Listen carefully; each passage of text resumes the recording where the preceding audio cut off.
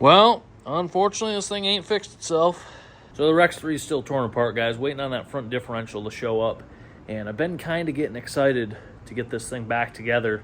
And I've almost been thinking about just putting the front diff in and just taking it out and driving it and having a good time. But I know at the end of the day, I'm not going to be happy with that result because there's a lot of other things that I want to get fixed on this thing that have been needing to get fixed on it. So that's where we're at today. We're just going to start taking stuff apart off this thing that needs to come off. I don't know how far we're going to get, but I'll just show you guys kind of the list of stuff that needs to happen on this. So I've already got a few things ordered for this. We reach in under here. We talked about the upper control arms. Bushing wore out right there. Good bushing, bad bushing. Gonna need to drill out that grease zerk, put a new one in there. New bushings are ordered. These tie rods, you can see the heims, 900 hard miles. Heims are worn out, so I got new heims ordered. You got to take these tie rods off today. This plastic, it looks horrendous. Yeah, it's brutal. So I think what I'm going to do some price shopping real quick. I actually haven't looked into how much these pieces are. If they're not to the point where I need to refinance everything I own to get them, I'll take these off and get new ones coming. If they are that much money, I'm going to look into some metal covers for this area that hopefully will just cover that up. But for weight's sake and hopefully cost, hoping I can just pop these off and get that replaced. Same deal over here as well. That one's going to come off too. Oh, underneath here, we talked about the skid plate. Thing's taking a big L. So, got to get a drill out, some bits, remove a bunch of rivets, and see if we can pull this out. Might need to reposition these jack stands, TBD on that. And as I've said before, putting a different turbo and ECU on this thing, so we're gonna have to take all the Motec stuff off and the turbo off this thing. I would like to get going back together in at least one direction before taking all that stuff out. At least be able to push this thing out of the way if we needed to get some other stuff in here. So I think I'm gonna start today with what I discussed already. And if that goes super smooth, maybe we'll do some other stuff.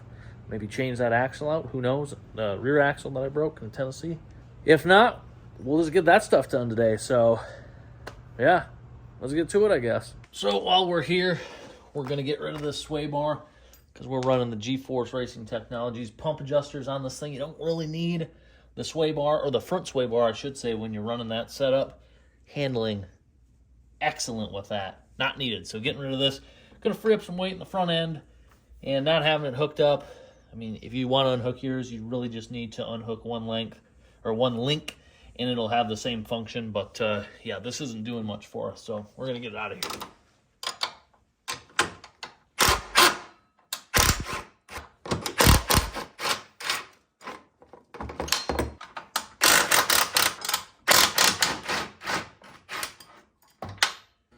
Pop one of these bushings off. I'll make it a little bit narrower for us with the grease zerk on there. I don't know if it's gonna. Oh, there we go. Now, see if we can just pull this through the other side.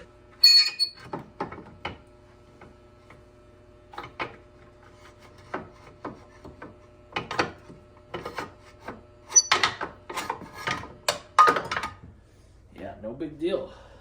There we go. So for this tie rod setup, it's a little bit different than the stock inners. So the stock inner is like a ball joint style inner tie rod, which is pretty common, but this uses a heim on the inside, which is a lot stronger but also prone to wearing out. So these are loose. Kind of shows you guys that. Just gotta pop these off and wait for some heims to show up. Easy as that.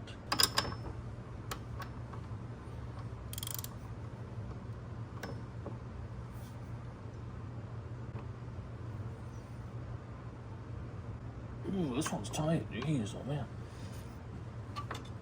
There we go. All right, so I did a little shopping online. Turns out I can get both of these panels for like $100. So gonna go ahead and go that route instead of putting the guards on there.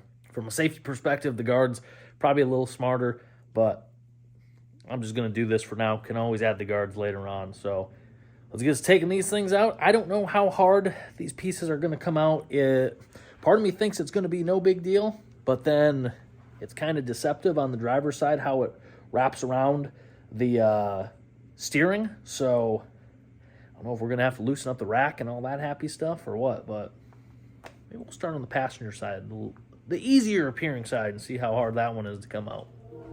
Let's get to it.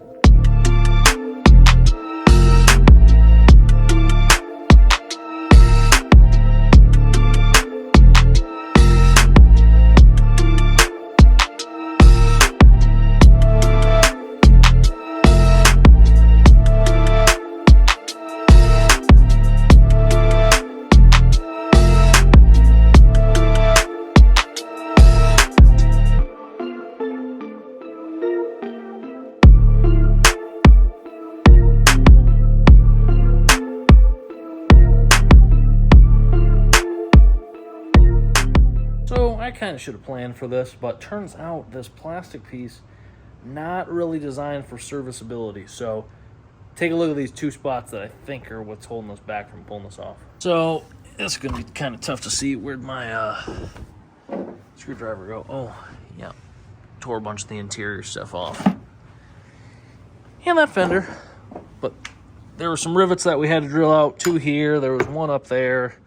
And behind here, you probably won't be able to see it, but yeah, sorry guys. There's another rivet down there, kind of in line with those, just down further, and I'm not able to pry this plastic piece out any farther due to this tree kicker bar being in the way. And let me tell you, with the coating that's on here, these tree kicker bars are a pain to get on, so really don't want to take that off. And there's one other rivet, I believe. Here, let me put some light on the subject. I believe, oh, where did it go now? Now I can't even see it. Jeez, oh man. Oh, there it is. Right there. I think that's what's holding us in on the inside. And so I can't reach that with my drill.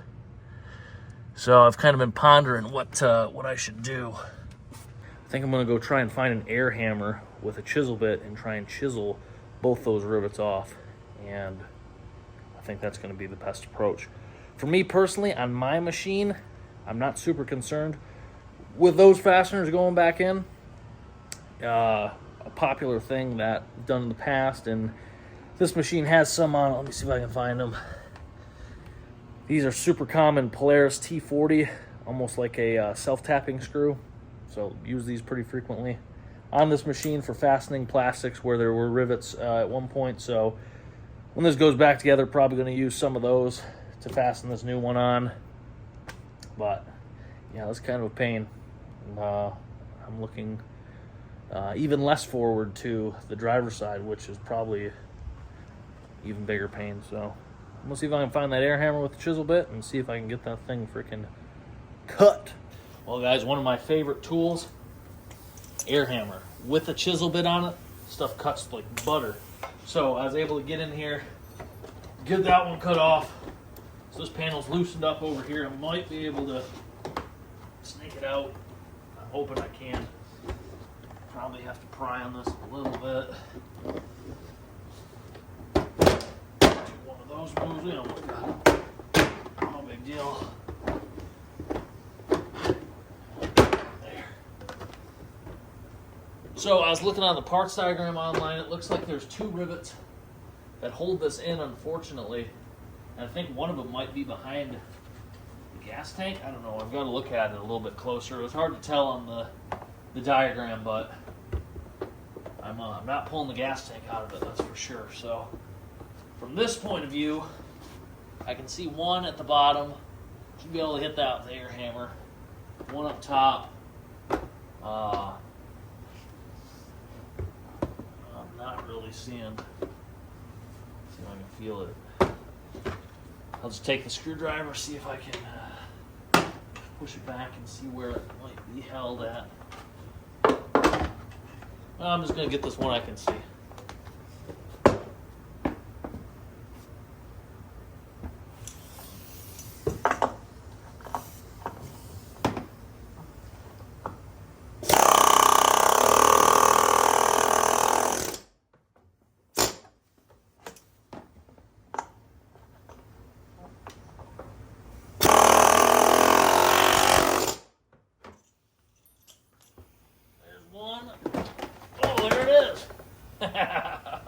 Junk. So not too bad. Wasn't the best thing. With that out of the way, I can look in here, and that T40 that I was telling you guys about, that Polaris screw, should be able to run one of those in there. Two there. Up here, not that big of a deal. Can even get to the one right here that I would cut off just now with the air chisel. So one side down, one to go.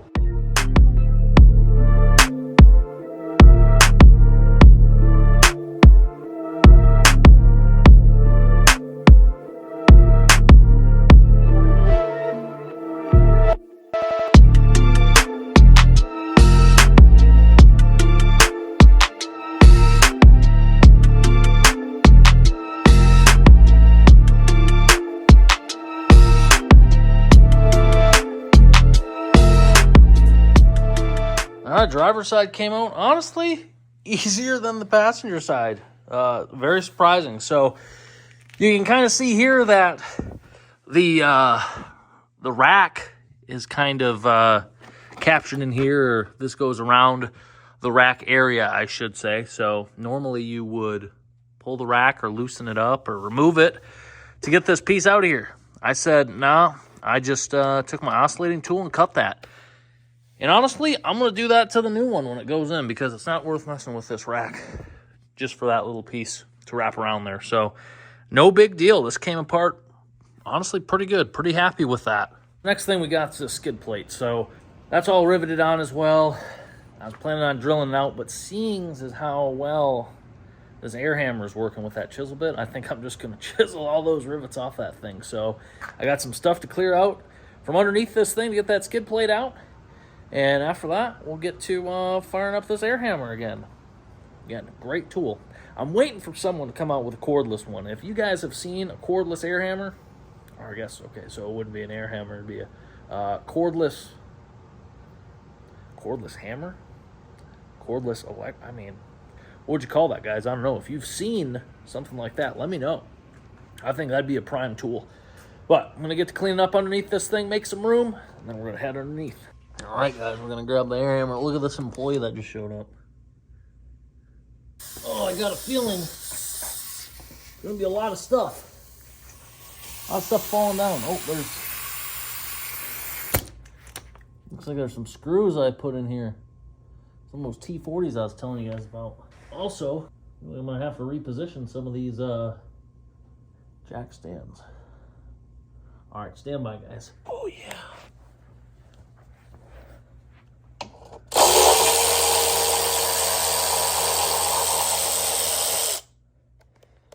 The old X3 has seen some stuff in its day.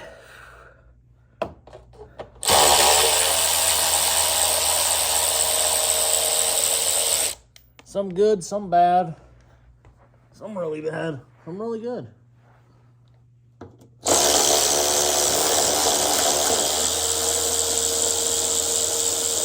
No time like the present. Let's get to chiseling.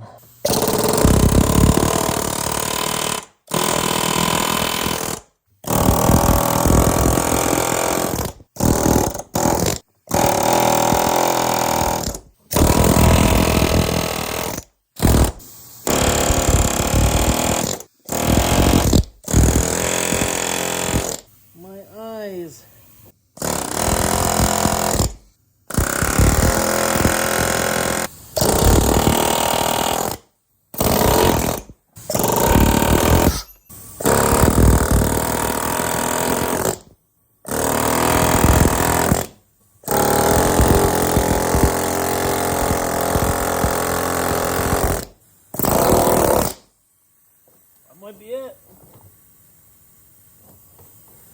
Oh, might have one more. Sucker's hung up.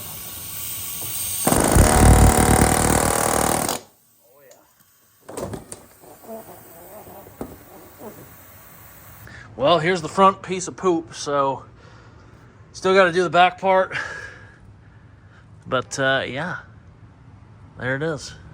In all of its glory. Or shame, actually. But this thing is a pretty weak piece. I mean, the back is even worse as far as I'm concerned because there's like, I don't know how many different skid plates Can Am offered for these things, but for whatever reason, this one doesn't have the protection underneath the belt guard, or the belt cover, sorry. That was kind of disappointing, but I think the next one I get will have that protection there, which will be nice, and it'll be a lot thicker than this one. I'm still undecided on what skid plate this thing needs, so again, refresh my memory what you guys think I should get for a skid plate for this thing, and tag the company, see if they want to partner up with me on this deal. It'd be pretty cool. I tell you, having this carpet to lay on, game changer, makes it pretty nice. Vacuumed it all off. There was a ton of nastiness on there. No surprise. Have this back piece up hopefully pretty soon.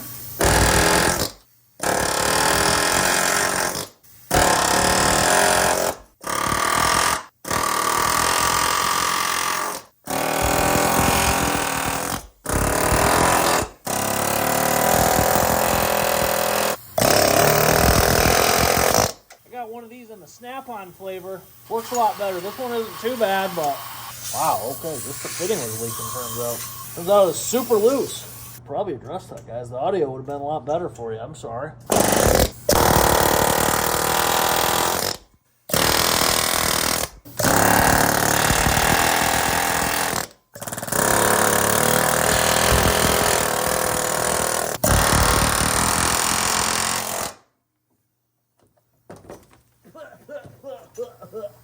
Well, there it is. Naked glory. Also, here's what the bottom of some skid plates from a 800-mile Richard Rules machine look like. I've seen better. I've seen worse. What's going to be going back on this thing? A lot better than this paper, so pretty excited about that. So I got a decent parts order to put in for this thing. Differential's supposed to be here tomorrow. Got to order a couple other things like control arm bushings that are bad. Probably should have done that a couple weeks ago at this point, but you know how things go sometimes. Well, stuff gets away from you. Just is what it is. So I'm going to get that stuff coming, but that's going to be it for this video. So again, comment below, what do I need for skid plates for this thing? What else do I need for this thing while it's at this point? Still got a lot more to tear off of this too. The turbo, the engine management stuff, that's all going to be going away. Like I said before, sometimes, you know, to go forward, you got to go backwards. You got to tear this thing down before we can put it back together. So appreciate your guys' support in this matter. Be back here in a couple days. Hope you will be too.